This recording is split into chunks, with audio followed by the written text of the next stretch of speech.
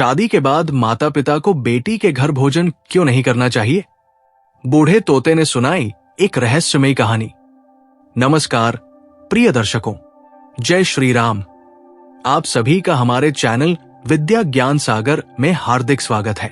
यहां हम आपके लिए लाते हैं सनातन धर्म की अद्भुत, प्रेरणादायक और सच्ची घटनाओं पर आधारित कथाएं, जो आपके हृदय को सुख और शांति प्रदान करेंगी। आज की कथा आरंभ करने से पहले एक विनम्र निवेदन है।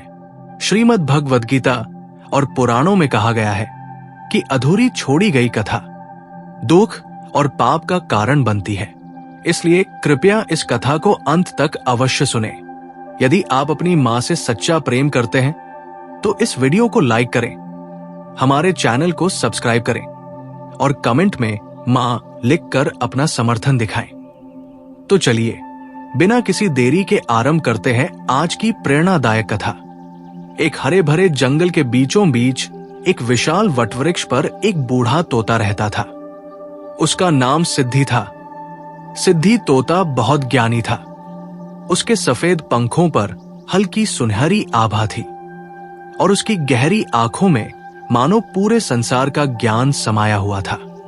जंगल के सभी पक्षी और जानवर उसकी बुद्धिमानी की प्रशंसा करते थे और उससे मार्गदर्शन लेने के लिए अक्सर उसके पास आते थे। सिद्धि अपनी मीठी वाणी और गहरे अनुभवों के कारण पूरे जंगल में पूजनीय था। एक दिन सुबह सुबह एक छोटी सी चिड़िया जिसका नाम चंपा था, सिद्धि के पास आई। उसकी आंखों में चिंता की लकीरें थी। उसने कांपते स्वर में कहा, सिद्धि बाबा, मेरी एक जिज्ञासा है। क्या आप मुझे बताएंगे कि शादी के बाद माता पिता को बेटी के यहाँ खाना क्यों नहीं खाना चाहिए? सिद्धि ने अपनी आंखें मूंदी और कुछ क्षण शांत रहने के बाद गहरी आवाज में बोला, यह प्रश्न बहुत गहरा है चंपा। इसका उत्तर एक पुरानी कहानी में छिपा है। सुनो, ध्यान से सुनो। बहुत समय पहले की बात है। एक राज्य में एक राजा और रानी राज करते थे। उनके राज्य का नाम सुवर्णपुर था। राजा का नाम वीरेंद्र प्रताप और रानी का नाम मालिनी था। दोनों बहुत ही धर्मपरायण थे, भगवान की भक्ति में लीन रहते थे और अपनी प्रजा का ध्यान रखते थे। उनके आंगन में खुशियों की कमी नहीं थी, लेकिन एक ही अभाव था, उनके कोई संतान नहीं थी। वर्षों की पूजा अर्चना और व्रतोपवास के बाद एक दिन महल में एक दिव्य बालिका ने जन्म लिया। उसका नाम उन्होंने वसुधा रखा। वसुधा बहुत ही सुंदर थी।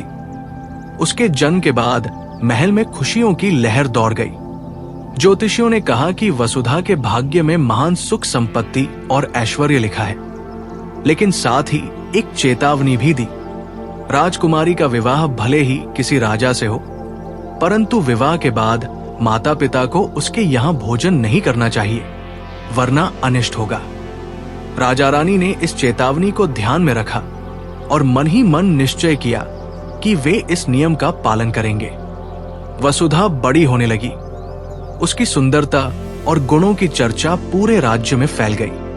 कई राजकुमारों ने उसका हाथ मांगा, लेकिन राजा वीरेंद्र प्रताप ने वसुधा का विवाह एक बहुत ही शक्तिशाली और धर्मनिष्ठ राजा अनिरुद्ध सिंह से तय किया। शादी धूमधाम से संपन्न हुई। विवाह के बाद वसुधा अपने नए महल चली गई। कुछ दिनों बाद वसुधा ने अपने माता पिता को अपने महल आने का निमंत्रण भेजा। राजा और रानी बड़े हर्षित हुए और अपनी प्रिय पुत्री से मिलने के लिए चल पड़े।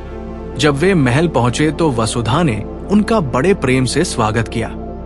उनके लिए सुंदर आसन बिछाए गए और रसोई में अनेक प्रकार के व्यंजन बनाए गए। वसुधा ने अपने हाथों से माता पिता को भोजन परोसा और आग्रह किया कि वे भोजन करें। राजा रानी को ज्योतिषियों की बात याद आई, परंतु पुत्री के प्रेम ने उन्हें विचलित कर दिया। उन्होंने सोचा, ये तो हमारी बेटी का प्रेम है, इसमें क्या अशुभ हो सकता है? रानी ने राजा की ओर देखा। राजा ने सिर हिलाया और दोनों ने भोजन करना स्वीकार कर लिया। जैसे ही उन्होंने पहला कौर मुख में डाला, वैसे ही महल के भीतर तेज आंधी चलने लगी। महल की दीवारें कांपने लगी। दीपक बुझ गए और एक भयंकर गर्जना के साथ महल की छत पर एक विशाल पक्षी प्रकट हुआ। उसकी लाल आंखें जल रही थी। उसने गगन भेदी स्वर में कहा, राजा वीरेंद्र प्रताप, तुमने चेतावनी की अवहेलना की है। अब तुम्हारी बेटी के भाग्य में विपत्ति आने वाली है। इस महल पर भारी संकट छाएगा। राजा रानी भयभीत हो गए। उन्होंने तुरंत भोजन छोड़ दिया, परंतु अनिष्ट की घड़ी तो आ ही चुकी थी। अचानक महल की दीवारों में दरारें पड़ने लगी। राजा अनिरुद्ध सिंह ने अपनी तलवार निकाल ली और संकट से निपटने के लिए तैयार हो गए, परंतु वो विशाल पक्षी अब तक महल की छत से उड़ चुका था। रानी मालिनी की आंखों से आंसू बहने लगे। उसने अपनी बेटी वसुधा को गले लगाया और कहा, बेटी, ये सब हमारे कारण हुआ है। हमें भोजन नहीं करना चाहिए था।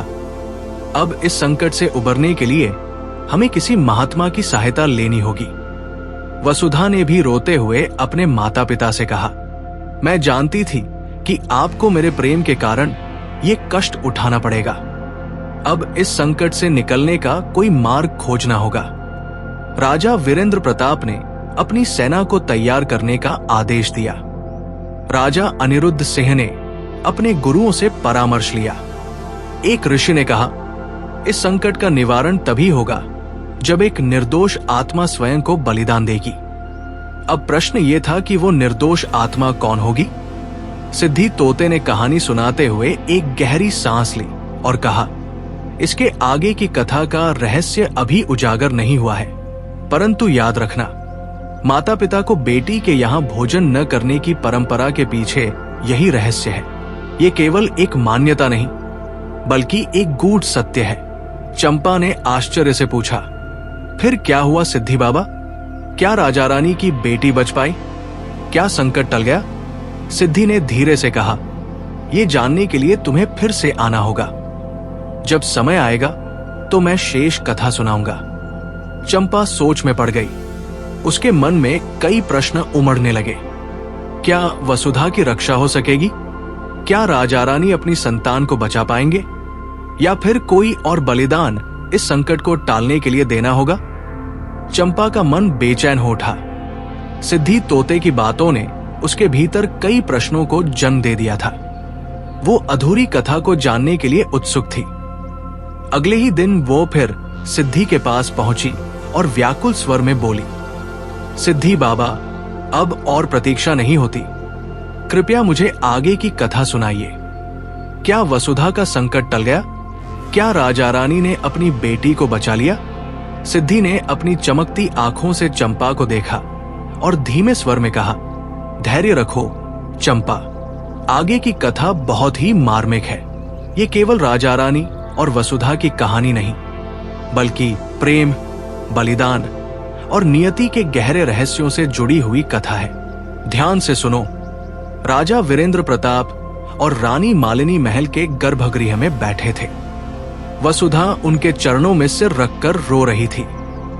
राजा अनिरुद्ध सिंह ने गुरुओं से परामर्श लिया था। महल में चारों ओर उदासी छा गई थी।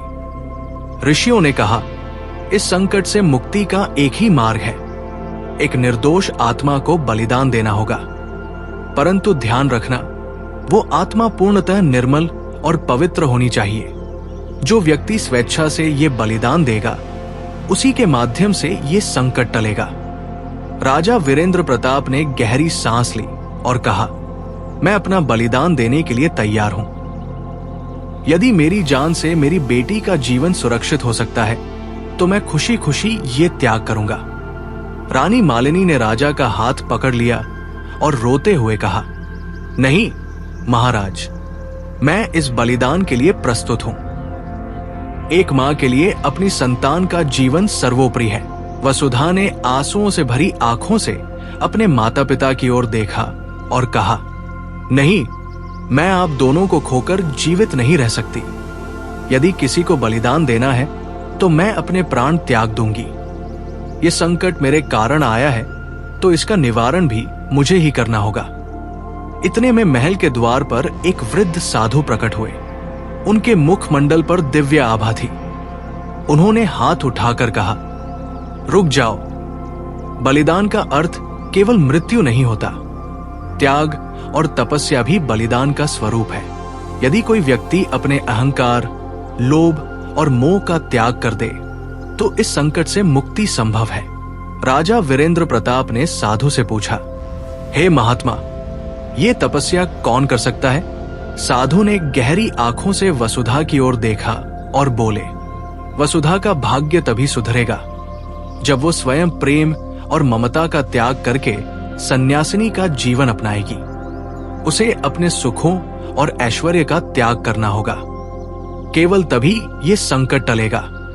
वसुधा स्तब्ध रह गई। उसने कांपते स्वर में पूछा, महात्मा, क्या यही एकमात्र मार्ग है?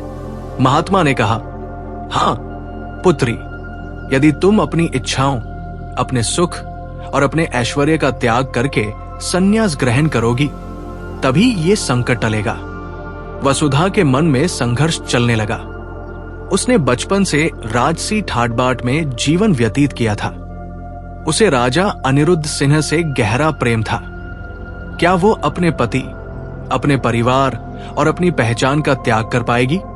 राजा अनिरुद्ध सिंह ने वसुधा का हाथ थामते हुए कहा, वसुधा, ये तुम्हारा निर्णय है, मैं तुम्हारे साथ हूं, चाहे तुम जो भी निर्णय लो। वसुधा ने कुछ देर तक आंखें बंद की। फिर उसने दृढ़ स्वर में कहा, यदि मेरे त्याग से मेरे माता पिता और इस महल का संकट टल सकता है तो मैं ये बलिदान देने के लिए तैयार हूं। मैं सन्यासिनी का जीवन स्वीकार करूंगी। राजा वीरेंद्र प्रताप और रानी मालिनी की आंखों से आंसू बहने लगे।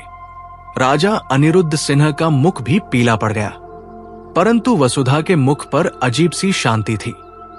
उसने साधु के चरणों में सिर झुका दिया और कहा, हे महात्मा, मुझे सन्यास की दीक्षा दीजिए। महात्मा ने वसुधा को आशीर्वाद दिया और कहा, कल भोर के समय सन्यास की विधि संपन्न होगी, तब तक तुम अपने मन को शांत करो। उस रात वसुधा अपने महल की बालकनी में खड़ी थी। चंद्रमा की शीतल किरणें उसके मुख पर पड़ रही थी। राजा अनिरुद्ध सिंह उसके पास आए और बोले, क्या तुम सच में ये त्याग करने के लिए तैयार हो? वसुधा ने कहा, यदि मेरे त्याग से सबका कल्याण हो सकता है तो मैं ये त्याग करने के लिए तैयार हूं। तभी अचानक महल के आंगन में एक प्रकाश पुंज प्रकट हुआ। उस प्रकाश में से वही विशाल पक्षी प्रकट हुआ जिसने पहले महल पर आक्रमण किया था, परंतु इस बार उसकी आंखों में क्रोध के बजाय एक शांत प्रकाश था। उसने कहा, वसुधा, तुम्हारा त्याग प्रशंसनीय है, परंतु तुम्हें यह बलिदान देने की आवश्यकता नहीं है। वसुधा ने आश्चर्य से पूछा, क्यों? पक्षी ने कहा, तुम्हारा प्रेम और त्याग ही इस संकट से मुक्ति का मार्ग है, परंतु अब एक अंतिम परीक्षा शेष है। यदि तुम इस परीक्षा में सफल हो गई तो संकट सदा के लिए टल जाएगा।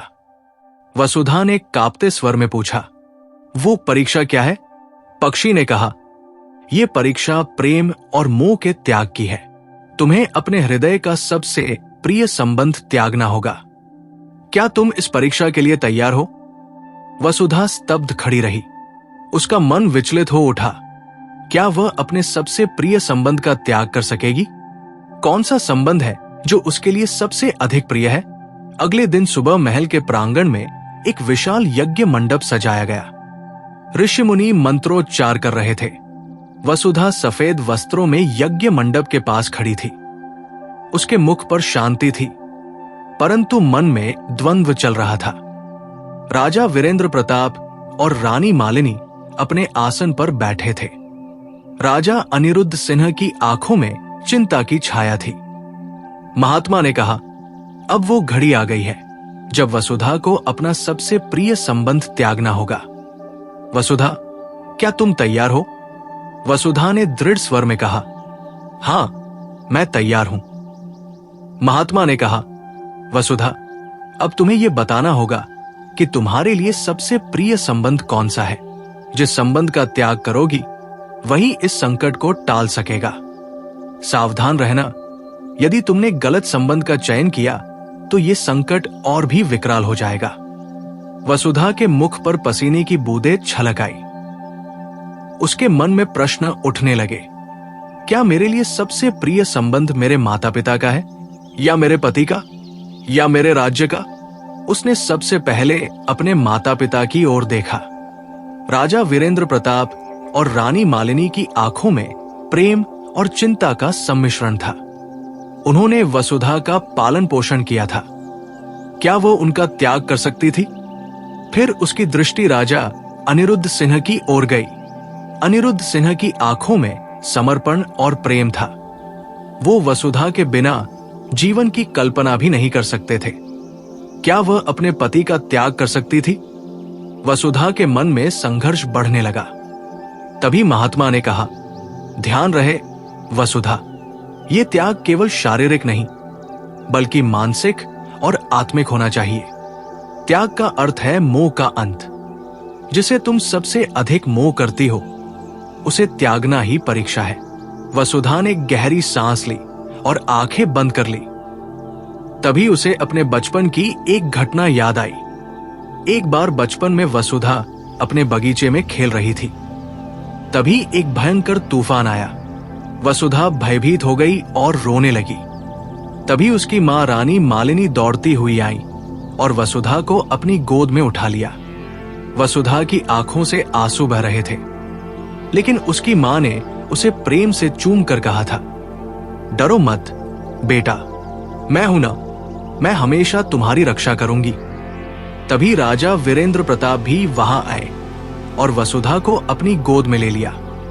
वसुधा के मन में विश्वास जाग उठा। उसे लगा कि उसके माता पिता के रहते उसे कोई भय नहीं हो सकता। वसुधा की आंखें खुल गई। उसके हृदय में उत्तर स्पष्ट हो चुका था। उसने दृढ़ स्वर में कहा, मेरा सबसे प्रिय संबंध मेरे माता पिता से है। मैं उनका त्याग करने के लिए तैयार हूं। महल में सन्नाटा छा गया। राजा वीरेंद्र प्रताप और रानी मालिनी ने चौंक कर वसुधा की ओर देखा। राजा वीरेंद्र प्रताप ने कांपते स्वर में कहा, वसुधा, क्या तुम सचमुच हमारा त्याग करने के लिए तैयार हो? वसुधा ने आंखों में आंसू भरकर कहा, पिताश्री, माताश्री, ये केवल मोह का त्याग है। मेरे मन में आपके प्रति जो प्रेम है उसे मैं नहीं छोड़ सकती, परंतु आपके प्रति जो मोह है उसे त्यागना ही होगा। मैं अब एक सन्यासिनी का जीवन स्वीकार करूंगी। रानी मालिनी की आंखों से आंसू बह निकले। उन्होंने कहा, बेटी, क्या तेरा हृदय इस निर्णय को स्वीकार कर सकेगा? वसुधा ने शांत स्वर में कहा, माता, प्रेम और मोह में अंतर होता है। प्रेम में समर्पण है, परंतु मोह में बंधन है। मैं प्रेम को अपनाऊंगी, पर मोह को त्यागूंगी।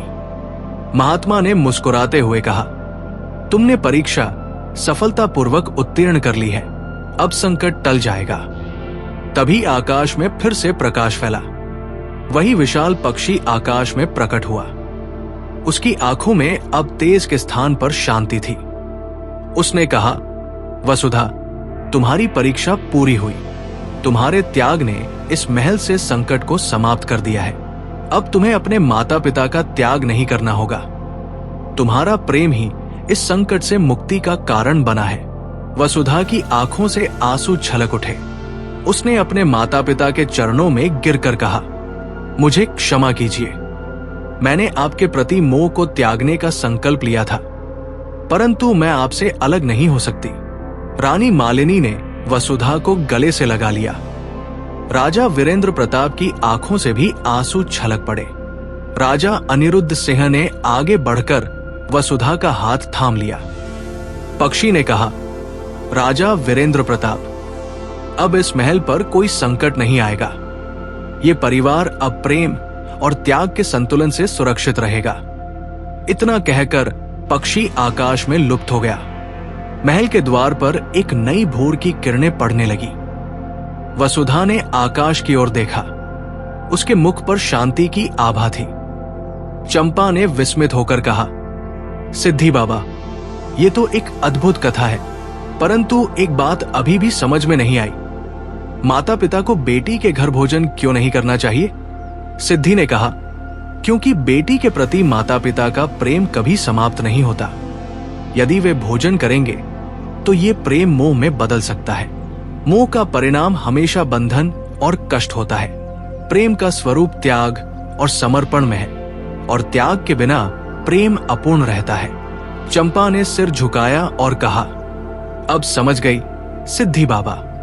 प्रेम और मोह के इस भेद को समझना ही जीवन का सबसे बड़ा सत्य है। प्रिय दर्शकों, इस प्रेरणादायक कथा के बारे में अपने विचार हमें कमेंट्स के माध्यम से जरूर बताएं। अगर यह आपको अच्छी लगी हो तो कृपया इसे लाइक करें और इसे अधिक से अधिक लोगों तक पहुंचाएं।